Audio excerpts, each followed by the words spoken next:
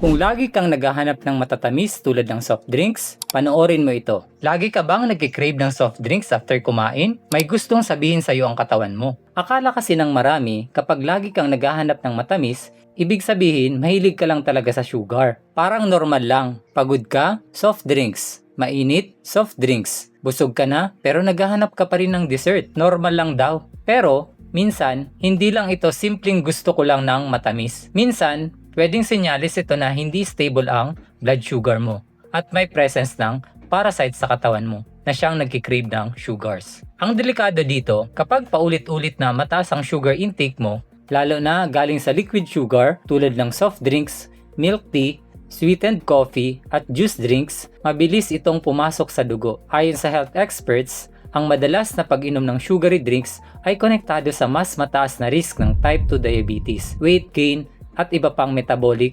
problems. Hindi ito ibig sabihin na kapag uminom ka ng soft drinks ngayon, diabetes agad bukas. Pero kapag araw-araw, paulit-ulit, at hindi mo napapansin, doon nagsisimula ang problema.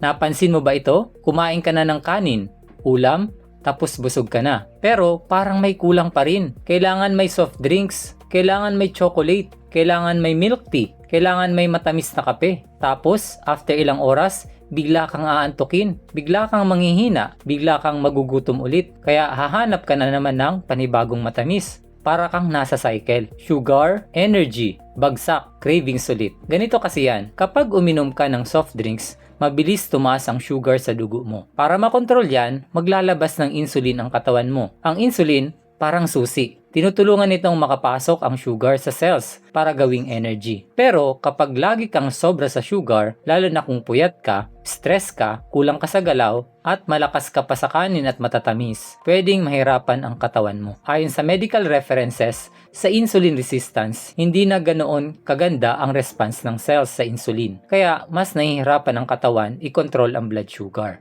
Doon pwedeng magsimula ang pre-diabetes or type 2 diabetes risk. So, ano-ano ang mga practical tips? Start with this. Hindi mo kailangan tanggalin lahat agad. Unahin mo muna ang liquid sugar. Number 1, bawasan ang soft drinks. Kung araw-araw, gawing every other day muna. Tapos, paunti-unti. Number 2, palitan ng tubig, unsweetened herbal tea or salabat kung kaya.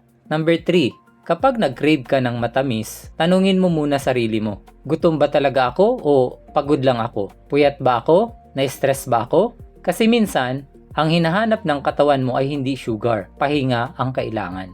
Hindi lahat ng naghahanap ng matatamis ay diabetic agad. Hindi ibig sabihin na kapag uminom ka ng soft drinks, may diabetes ka na. Pero kung lagi na itong nangyayari, lalo na kung may kasama na madalas na uhaw, madalas na ihi, madaling mapagod, malabo ang paningin, or may family history ng diabetes, mas magandang magpa-check. Huwag hulaan.